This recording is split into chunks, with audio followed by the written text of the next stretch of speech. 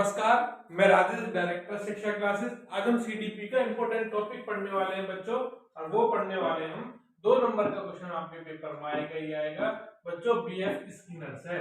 BF Skinner के सिद्धांत को हम बारीकी से पढ़ेंगे। तो बीएफ स्किनर का सिद्धांत क्या है उसको हम पढ़ते हैं। ये आपको स्किनर साहब दिख रहे होंगे, ठीक है, आप पहचान सकते हैं स्किनर साहब को अच्छे से। इन्होंने जो थ्योरी दी थी वो रेस्पॉन्स स्टिमुलस थ्योरी दी थी। उनकी थ्योरी का नाम क्या है बच्चों? Response stimulus theory. इसके अन्य नाम भी है, वो भी पढ़ेंगे। रेस्पॉन्स स्टिमुलस थ्योरी, अनुक्रिया उद्दीपक का सिद्धांत। तो पहले अनुक्रिया है, बाद में क्या है बच्चों? उद्दीपक है। तो कंफ्यूज मत होइएगा, अनुक्रिया उद्दीपक का सिद्धांत है। और मैंने यहाँ लिखा भी है इसलिए एक पॉइंट नीचे, उद्दीपक अनुक्रिया का सिद्धांत अलग है और अनुक्रिया उद्दीपक का सिद्धांत अलग है। ये जो सिद्धांत है ये थॉर्नडाइक साहब का है, ये थॉर्नडाइक जी का है। वो जो सिद्धांत है, यदि रेस्पॉन्स पहले आ जाए, आरएस थ्योरी आ जाए, ठीक है, आरएस बॉन्ड थ्योरी आ जाए, और क्रिया प्रसूत अनुबंधन का सिद्धांत आ जाए, और भी नाम मैं भी बताऊंगा एंड में, ऑपरेंट कंडीशनिंग आ जाए, तो सारे के सारे आपको किस पे लगाने हैं? ठीक है, ये बीएफ स्किनर ने दिए थे। चलो बात कर लेते हैं बच्चों, इनके एक्सपेरिमेंट की थ्योरी की बात करेंगे हम, और आपसे थोड़ा सा हम यहाँ पर बात करेंगे। चलो इस एक्सपेरिमेंट से पहले मैं तुम्हें एक वर्ड सिखाता हूँ, रेस्पॉन्स और स्टिमुलस क्या है, कैसे इन्होंने दिया। बच्चों मैं एक एग्जांपल दूं, आपका सीटेट, एसएससी, सुपर टेट, किसी का भी एग्जाम हो, आप एग्जाम की तैयारी तब करोगे, पहले फॉर्म भरोगे, उसके बाद तैयारी करते हैं कुछ बच्चे। तो ये तरीका अच्छा नहीं है भाई। आप पहले से ही लेके चलो, आप पहले से ही अच्छे से इंग्लिश पढ़ो, आप पहले से ही मैथ पढ़ो, पहले से ही हिंदी करो, पहले से ही रीजनिंग करो, पहले से जीके अच्छे से पढ़ो, ईवीएस अच्छे से पढ़ो, तो सारी चीज पहले से ही अच्छे करो, ठीक है, तो अपने आप तुम्हारा एग्जाम क्लियर हो जाएगा। आधे बच्चे जो पहले एग्जाम के पहले फॉर्म भरते हैं फिर तैयारी करते हैं, तो पहले वो क्या देखते हैं? सामने स्टिमुलस आ रहा है, सीटेट का पेपर आ लिया, सुपर टेट का पेपर आ लिया, तो ये क्या है आपके सामने? स्टिमुलस, उद्दीपक है, और बाद में इसके बाद अपनी अनुक्रिया, अपनी पढ़ाई चालू करते। तो ये क्या है? एसआर। और आपने पहले तैयारी करी, अच्छे से इंग्लिश करी, अच्छे से मैथ करा, अच्छे से हिंदी करी, ईवीएस करी, जीके करी, पहले अच्छे से सिलेबस को पढ़ा और फिर आपने तैयारी करी। इसमें चांस आपके बच्चों पेपर में निकलने के ज्यादा है। इसके चांस तो बच्चों, तो यदि मैं सुपर टेट की बात करूं तो 20% भी नहीं है कि 20% भी बच्चे पेपर को क्लियर कर ले। कैसे क्लियर कर लेंगे भाई? हजारों बच्चों में से सुपर टेट या उसकी बात करूं मैं, एनवीएस केवीएस की बात करूं, डीएसएसबी की बात करूं, कैसे क्लियर कर लेंगे वे बच्चे? पहले आपको अच्छे से मैथ करो, अच्छे से इंग्लिश करो, अच्छे से ईवीएस करो। बच्चे तब चलते हैं, केवीएस के फॉर्म आए तब चल रहे हैं, जो केवीएस के फॉर्म बनने के बाद पढ़ाई करेंगे। नहीं भी, उनको पहले से तैयार रहनी चाहिए थे सारी चीजों के लिए। और भी अब भी समय है, थोड़ा सा और मेहनत करोगे तो हो जाएगा, लेकिन पहले से करते तो ज्यादा बेटर आप रहते। तो मैंने आपको एक सिद्धांत दिया कि आप पहले रेस्पॉन्स करो, अच्छे से पढ़ो, कोई ना कोई एग्जाम तो आपका अच्छे से निकल ही जाएगा। तो रेस्पॉन्स स्टिमुलस थ्योरी ज्यादा बेहतर है एज कंपेयर टू बात करूं तो स्टिमुलस रेस्पॉन्स थ्योरी की। तो ये सिद्धांत था। ऐसे ही बच्चों में देखो, कर्म करो, इसका मतलब है रेस्पॉन्स करो और फल स्टिमुलस अपने आप आपको मिल जाएगा।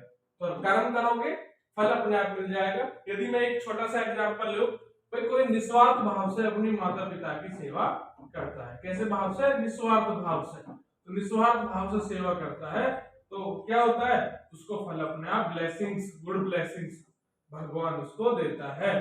तो आप निस्वार्थ भाव से रेस्पॉन्स किया आपने, स्टिमुलस अपने आप प्राप्त हो जाएगा। आप धन के लिए सेवा करोगे, ठीक है, धन देखोगे फिर रेस्पॉन्स करोगे, ये चीज आपके लिए गलत मानी जाएगी। तो मैंने क्या कहा? अच्छा, बेहतर है एसआर से, क्योंकि तो सेवा तो आप यहाँ भी कर रहे हो, ठीक है, लेकिन धन दे के कर रहे हो, यहाँ निस्वार्थ भाव से कर रहे हो, तो ये ज्यादा अच्छी मानी जाएगी। तो रेस्पॉन्स स्टिमुलस थ्योरी ज्यादा बेहतर है एज कंपेयर टू, यानी कि ऑपरेंट कंडीशनिंग थ्योरी के लिए प्रसूत का सिद्धांत ज्यादा बेटर है एज कंपेयर टू, मैंने बात कर ली आरएस थ्योरी की जो थॉर्नडाइक ने दी थी। थोड़ा सा आगे चले हम, ये एक्सपेरिमेंट था, ये एक्सपेरिमेंट था इसको बच्चों हम पढ़ते हैं। एक चूहे को बंद कर दिया बीएफ स्किनर साहब ने, इसको स्किनर बॉक्स का नाम भी दिया जाता है। तो इस सिद्धांत में क्या था इसके पढ़ लेते हैं इसके बारे में। तो स्किनर बॉक्स था, एक स्किनर बॉक्स में चूहे को बंद कर दिया, एक माउस को बंद कर दिया, यहाँ पे स्पीकर था, यहाँ पे एक लीवर लगा था। तो इसको जब बंद कर दिया तो बहुत भूख लगी कुछ देर बाद, अब भूख लगा इसको, तो इसने भूख लगने के बाद उछलना कूदना इसमें स्टार्ट कर दिया। और जब उछलना कूदना स्टार्ट कर दिया ना बच्चों, तो कुछ देर बाद इसका बटन लीवर पर, इसका जो पैर लीवर पर पड़ जाता है, और लीवर पर पड़ने के बाद यहाँ से इस डिस्पेंसर से खाना अंदर आ जाता है और चूहा उस खाने को खा लेता है। तो ये समझ गया बच्चों कि कुछ ना कुछ जब भी भूख लगती है उछलना कूदना स्टार्ट कर देता, और ये समझ चुका था कुछ देर बाद कि कुछ ना कुछ मेरे पैर से दबता है और खाना आ जाता है। तो ये रेस्पॉन्स कब करता है, रेस्पॉन्स करने के बाद उसे खाना प्राप्त हुआ। पहले तो इसने अनुक्रिया उछलना कूदना स्टार्ट किया, फिर इसको खाना मिल गया। तो ये कैसी थ्योरी है बच्चों, आरएस थ्योरी है।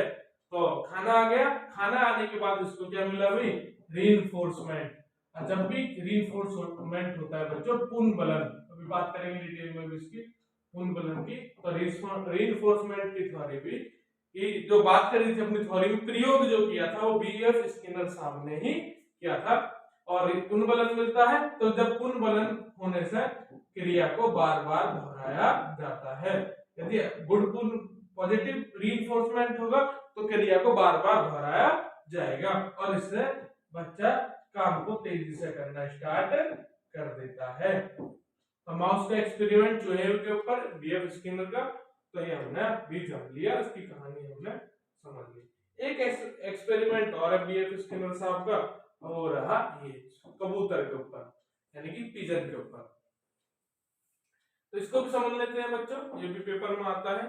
देखो इस पिजन को अब की बार फिर से बॉक्स में बंद कर दिया गया, कबूतर को बंद कर दिया गया, कबूतर ये रहा, इसको खाना चाहिए था, इसको भी भूख लगी थी, ठीक है।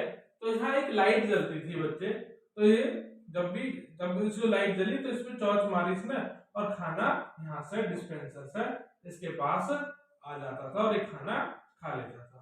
तो बिल्कुल उसी तरीके से जब भी इसको भूख लगती तो अलग अलग कलर की लाइट जलती, अलग अलग कलर की, ये इस पे टिक मारता, चोंच मारता और खाना आ जाता।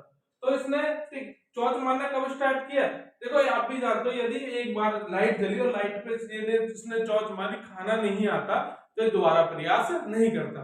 तो रीइंफोर्समेंट कब मिला इसको, तो रीइंफोर्समेंट मिला जब इसने चोंच मारी, और चोंच मारने के बाद खाना हुआ, तो इसने बार बार वही प्रक्रिया, जब भी इसको भूख लगती ये चोंच मारता और खाना खा लेता। तो ये क्या करता था बच्चों, ये रेस्पॉन्स करता था और इसे स्टिमुलस रेस्पॉन्स करता था, और रेस्पॉन्स करने के बाद स्टिमुलस अपने आप प्राप्त हो जाता था। तो ये प्रक्रिया किसने दोहराई भाई, बीएफ स्किनर साहब ने प्रक्रिया दोहराई, बार बार किया, तो चीजें थोड़ी सी ठीक हो गई। थोड़ी सी और पढ़ेंगे इसके बारे में। ये था बच्चों, ये बता रहा था मैं आपको। देखो रीइंफोर्समेंट पुनर्बलन कब मिलता है, एक तो पुनर्बलन को आपको लगातार, जैसे हर क्वेश्चन पर पुनर्बलन नहीं देना चाहिए, कॉन्टिन्यूअस रीइंफोर्समेंट से बचना चाहिए, ठीक है। और आपको कुछ क्वेश्चंस के बाद जो अच्छा क्वेश्चन किया बच्चे ने उस पर दे दीजिए आप, ठीक है। लगातार जो रीइंफोर्समेंट भी नेगेटिव में आ जाता है। चलो इसको बारे में पढ़ लेते हैं। Negative reinforcement, positive reinforcement, punishment, इनकी थोड़ा सा जिक्र करें तो ज्यादातर पेपर में आता है नेगेटिव रीइंफोर्समेंट और पॉजिटिव रीइंफोर्समेंट। देखो आपने कोई चीज काम किया, अच्छा काम कर रहे हो, मैंने कहा शाबाश बच्चे, बहुत बढ़िया, ऐसे लगे रहो, मेहनत करते रहो, तो ये कैसा है, पॉजिटिव रीइंफोर्समेंट है, जिसमें क्या भाई बच्चों को गुडविल जाएगी भाई। क्लियर है। तुमने कोई गंदा काम किया, कोई गलत काम किया, तो मैंने आपको डांट लगाई, और ये इसको बोला गया नेगेटिव रीइंफोर्समेंट। और नेगेटिव रीइंफोर्समेंट काम करने से रोकने के लिए है, और पॉजिटिव रीइंफोर्समेंट ये सुधारने के लिए है। क्योंकि बीएफ स्किनर साहब की मैं आपको बता दूं, ये व्यवहारवादी थे, इनका जब स्कूल पढ़ोगे बिहेवियरिस्टिक थे, वाटसन वाला, ठीक है, उसी की कैटेगरी में है, व्यवहारवादी थे। तो नेगेटिव पनिशमेंट भी होता है तो पॉजिटिव भी होता है, तो पॉजिटिव जो पनिशमेंट है किसी चीज को सुधारने के लिए होता है, ठीक है, जो नेगेटिव होता है वो रोकने के लिए होता है किसी चीज से। तो क्रिया को बार बार दोहराने के लिए पॉजिटिव रीइंफोर्समेंट, क्रिया को बार बार दोहराने से रोकने के लिए नेगेटिव रीइंफोर्समेंट का यूज किया जाता है। बच्चों ये थी हमारी क्लास जो हमने चीजों को जाना, ठीक है। ये आगे भी क्वेश्चंस जो अलग थे, ये क्वेश्चंस 100% पेपर में पूछने जाने हैं, ठीक है। तो इनके अलावा क्या था, देखो पहले हमने नाम दिया, मैं अभी आपको समझा देता हूँ पूरा। पहले नाम दिया RS theory, response stimulus theory, हमने पढ़ लिया। 3 नाम और है बच्चों, तीनों और रट के जाने आपको पेपर में, ये पेपर में आएंगे ही आएंगे। एक में आया था अभिक्रमित अनुदेशन का सिद्धांत किसके सिद्धांत को कहा जाता है, तो ये बिल्कुल RS थ्योरी को ही कहा जाता है। अभिक्रमित लिख लो बच्चों, स्क्रीनशॉट ले लो, मैं हट जाता हूं। अभिक्रमित अनुदेशन का सिद्धांत भी। दूसरा इसका नाम है सक्रिय, बच्चा लगा रहता है, सक्रिय अनुबंधन का सिद्धांत। सक्रिय अनुबंधन का सिद्धांत भी BF स्किनर साहब के सिद्धांत को कहा जाता है। तीसरा मोस्ट इंपोर्टेंट क्वेश्चन ये रहा बच्चों आज का, और ये भी RS थ्योरी के ही नाम है, जितने भी चारों, ठीक है, चारों ही नाम RS थ्योरी के हैं। ये इसको कहा जाता है नेमित्व अनुबंधन का सिद्धांत, तो ये भी इसी का नाम है। और इसकी बुक थी BF स्किनर साहब की बुक का नाम याद कर लो अच्छे से बच्चों, BF स्किनर साहब की बुक का नाम था टेक्नोलॉजी ऑफ टीचिंग, और इन्होंने माइक्रो टीचिंग और माइक्रो टीचिंग की बात की थी, तो माइक्रो टीचिंग की बात इन्होंने की थी, ठीक है, ये भी क्वेश्चन आएगा पेपर में। और टीचिंग ऑफ टेक्नोलॉजी या टेक्नोलॉजी ऑफ टीचिंग किसकी बुक थी, BF स्किनर की।